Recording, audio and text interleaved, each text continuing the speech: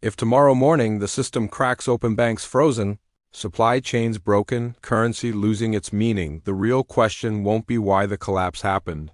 The real question will be who survives and why.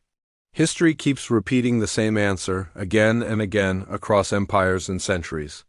It's a simple formula: real assets plus real skills plus liquidity plus skepticism equals survival. This isn't just a theory.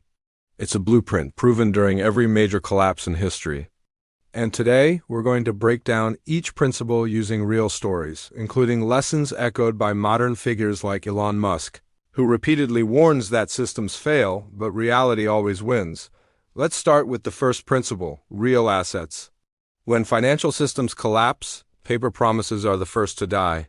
Imagine Weimar Germany in 1923. Hyperinflation turned the German mark into literal trash. People were burning stacks of banknotes for heat because it was cheaper than buying firewood. The life savings of an entire nation vanished into thin air. But those who owned real assets, land, tools, stored food, gold, they didn't starve. Farmers who had tangible goods refused to accept worthless money. They demanded other real goods in exchange for their food.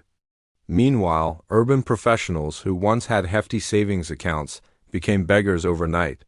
Their wealth was just numbers on a ledger, and the ledger had just been set on fire. This exact pattern repeated in Zimbabwe, in Venezuela, and in Argentina.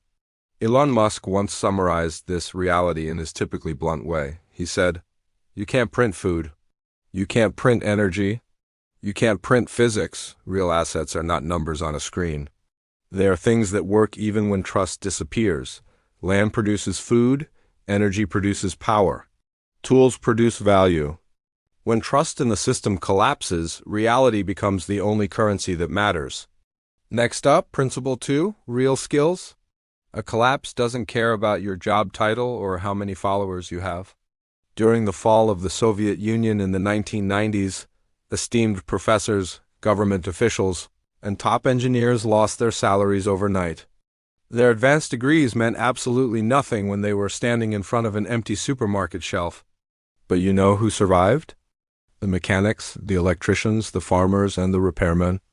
A famous Russian saying emerged from that era: "If you can fix it, you will eat." People who could repair a broken engine, grow food in a small garden, build a simple shelter, or offer a practical service became the new elite. Their skills were in immediate demand. Elon Musk embodies this principle in the modern world. Despite being a billionaire CEO, he's famous for sleeping on his factory floors, personally working to solve engineering problems. He once said, "Titles don't matter. What matters is whether you can actually build something. In a collapse scenario, your skills become your currency. Not your certificates, not your online status. The more physical, practical, and transferable your skill is, the higher its survival value." Now for the third element, liquidity. This is the power to move when everyone else is trapped. Liquidity simply means having options. Think back to the 2008 financial crisis. Millions of people were trapped, not because they were poor on paper, but because they were illiquid.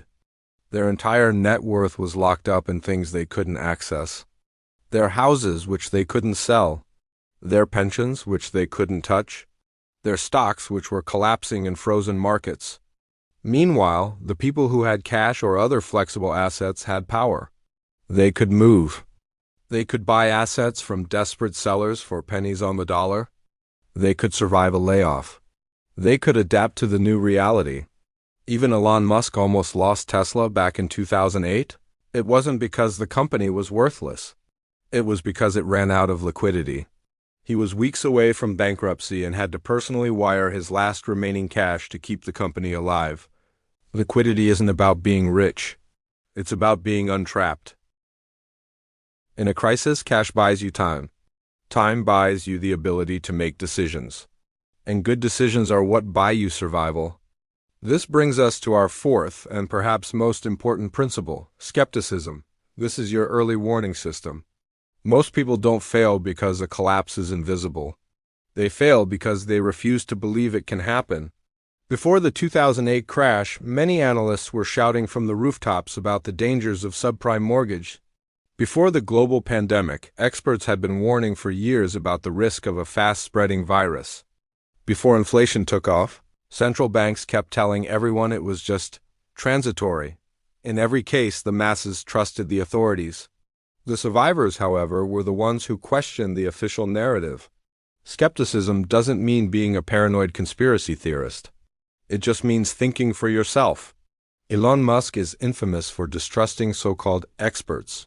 He challenges every assumption, whether it's in rocket science, electric cars, or artificial intelligence. His approach is simple. Assume you're wrong, then test reality. In a deteriorating situation, skepticism allows you to exit early before the stampede. It allows you to prepare quietly while everyone else is complacent. And it helps you avoid the deadly trap of herd behavior. Remember, when everyone feels completely safe, that's often when danger is closest. So how does this all come together? These four elements, real assets, real skills, liquidity, and skepticism, don't work in isolation. They reinforce each other to create a powerful blueprint for resilience. Real assets give you stability when the foundation of the economy is shaking. Real skills make you useful and valuable to others, ensuring you can always trade for what you need. Liquidity gives you the mobility and flexibility to adapt, to seize opportunities, or to simply get out of harm's way. And skepticism provides you with the critical timing to act before it's too late. History shows us a brutal, undeniable truth. A major crisis doesn't reward intelligence or status. It rewards preparedness. Empires fall, currencies fail, systems get reset. But reality, the hard, physical world, doesn't negotiate. This brings us to a final warning, but also a final message of hope. Every generation seems to believe that a systemic collapse is impossible right up until the moment it isn't. The Romans thought their empire was eternal. The Soviet Union believed its system was permanent. And today, many believe our global financial system is unshakably stable.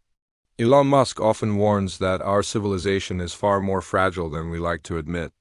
It's deeply dependent on complex chains of energy, logistics, and most importantly, trust.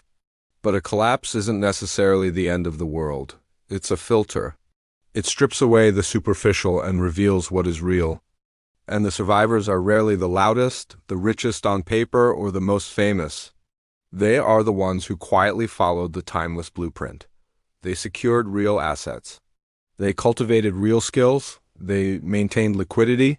And they practiced healthy skepticism. This isn't about living in fear. It's about being prepared, because when the system finally breaks, reality takes over. Thanks for watching. If you found this valuable, subscribe for more stories about financial truths. Stay prepared and stay safe.